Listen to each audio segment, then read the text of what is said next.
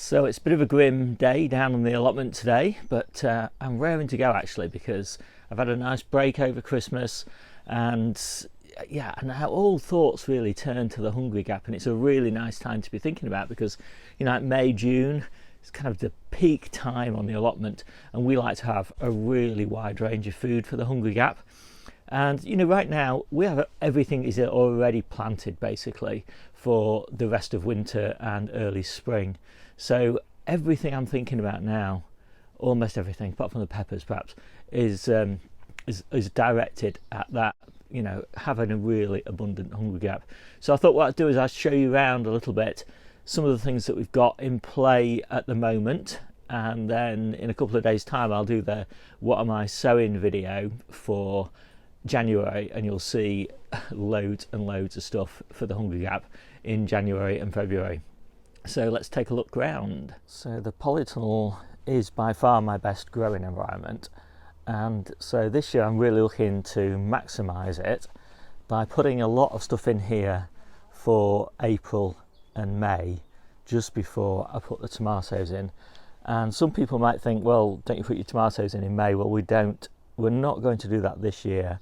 We might put a few in containers, but we're not filling the main beds with the tomatoes until late May, and maybe even very late May.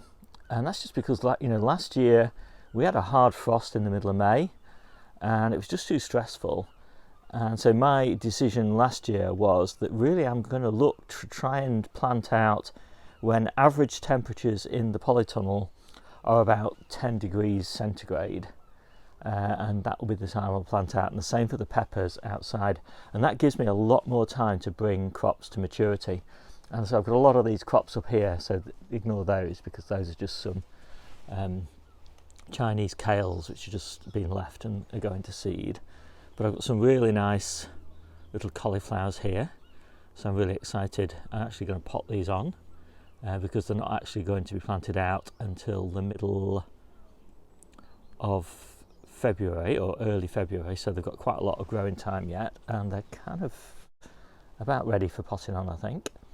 And then I've got all these lovely spring cabbages. These are all spring cabbages on here, and of course I've got lots of spring cabbages in the ground as well, so I've got a really nice succession of spring cabbages that are going to come, and some of these will be picked loose leaf, and some of them obviously will be left to heart up a bit. And then I've got all of these lovely little Cabbages, and I potted these on a few days ago, and I'm really pleased with them. Now some of them got really badly scorched, you see the sort of evidence of that there, but you can see they've just recovered really well, so I'm very pleased with those. And I've got another succession of Cabbages coming as well, and they're going to go outside in one of the coal frames until sort of April time, but these are going to get planted out in the Polytunnel again early February time probably, maybe even a little bit earlier than that, we'll see. And then I've got some gorgeous little sprout plants, and they are going to go in the Polytunnel. Not very many of them, only about 6, so probably those 6. And sprouts provide the most fantastic harvest of leaves in kind of April, May time, and obviously these will be a little bit earlier than the ones that are outside in one of the low tunnels, and so that'll just provide me a bit of a succession. So I'll only be harvesting these effectively for 2 months before I take those out. I've got some more Cabbages there, so loads and loads of Cabbages and cauliflowers going in, and so that is most of the brassicas that I've got. I've actually got some at home as well. I've got some really nice little sprouts, but those are going to go outside in sort of under fleece in about March time, I should think. And then I've got all these little perennial kale plants, and obviously I've got mature perennial kale plants outside as well. These are cuttings from those plants, but I'm planning to plant these quite densely, so about 9 plants per square metre. And again, I'm going to put these out maybe under a low tunnel for a month or so, in about probably late February, I should think. And I'm hoping to get a really dense crop of small tender leaves about this sort of size, and that's our favourite size really for the perennial kale leaves. So about 9 plants per square metre, something like that. Growing some early garlic. We tend to start running out of garlic from store in about April. So I'm looking for some early stuff. So these are likely to go in the polytunnel. And I've actually got some already growing in here. And they don't look particularly great at the moment. But hopefully these will pick up really nicely and give us an early harvest. So I'm hoping again either to harvest these green or to harvest them mature, probably both, over the period sort of May through to early June, so about 3 or 4 weeks earlier than our main crop garlic. And as I said, I've just got these just to fill in any gaps that open up here, although it does look like all of this garlic is all actually coming up, so some of it's a little bit later than I was expecting, but it's all coming through. These are carrots for March, and they're looking pretty good. They store really nicely in this compost. It's just kept a little bit moist, and I've got 2 other containers like that. These are my Hungry Gap carrots. So I've got 5 of these containers. And you do have to watch out for slugs, as you can see here. I did put a few slug pellets down on here to protect them. And obviously these will be thinned out, but these are exactly what I want to see this time. I just want to see the first true leaves just starting to come through. And these are going to sit here. If you've got overwintered carrots, they'll just sit here now until the middle of February, and then they'll really put on a growth spurt. And middle of April I should think I'll start harvesting these, and we'll really go at them because we've got a lot of carrots here, so we'll be picking them really small for salads and then gradually letting them bulk up for cooking by the end of April, and then all the way through early May. And then I'm going to have carrots in these beds sort of mid to late May.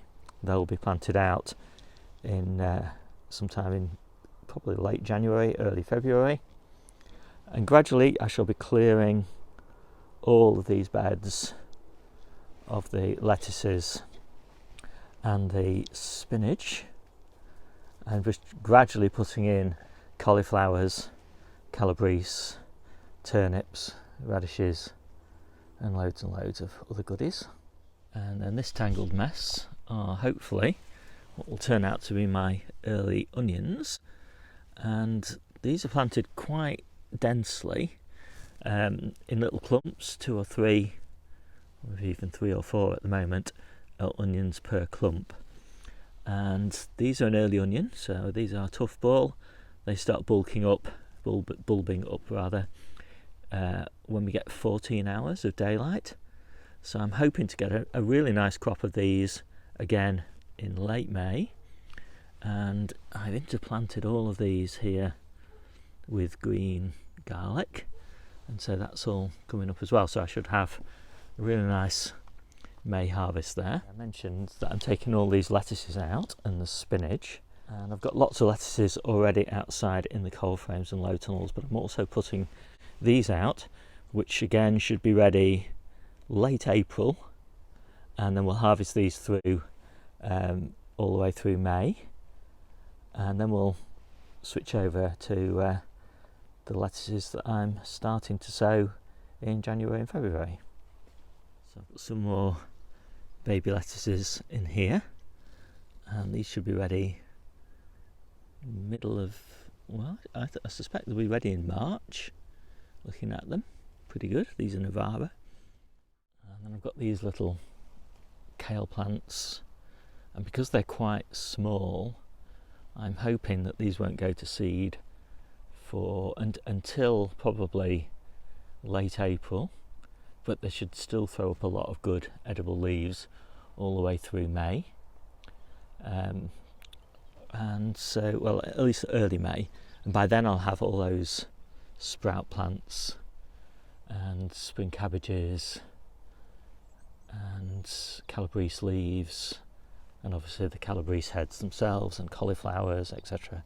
So that should be fine. Then I've also got these, which are claret purple sprouting broccoli, and the best thing about claret is the time of year you harvest it, which is all the way through late April and May, and maybe even into early June. So again, a fantastic hungry gap crop. And then in June we'll start harvesting these outdoor onions.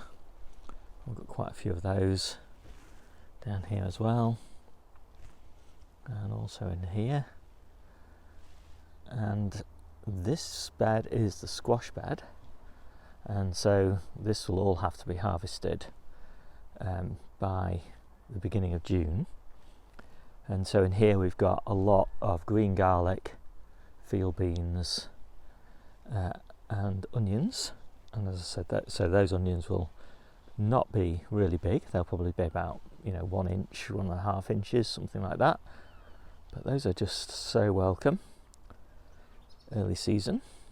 So in early May we'll be harvesting these strawberries, which don't look very much at the moment. But as soon as those go into the Polytunnel in February, maybe actually even in late January, as soon as they've just had a good few frosts on them, I'll move them into the Polytunnel, and they'll really start to come to life then. And yeah, early strawberries, I love them. This low tunnel, we've got a lot of scrappy chard in there at the moment, but that is going to be early peas, and so I'm really excited to get those sown in January. And I generally plant those out sort of late February time, and we'll be harvesting those in May and all the way through June. So we're going to have sugar snaps and mange too in there. We still have all of these new potatoes. Notionally, some people call these Christmas potatoes, and those will keep us going until April. And of course the other big thing that's happening is the early potatoes. By the middle of April we just use up a lot of this space in the polytunnel here for potatoes. We don't start them all at the same time. I think it's a good idea to only do as many as you're going to eat in a week, each week, because the later you leave them, the better they are. Much better yield from potatoes that you plant out in, say, March than potatoes that you plant out in January. So I hope you like this quick video. I'd be really interested to know in the comments what you're doing for the hungry gap, and anything that you're doing that I'm not, which I'm always really interested to see. So anyway, my name's Steve, this is the Seaside Allotment channel, and I'll see you soon.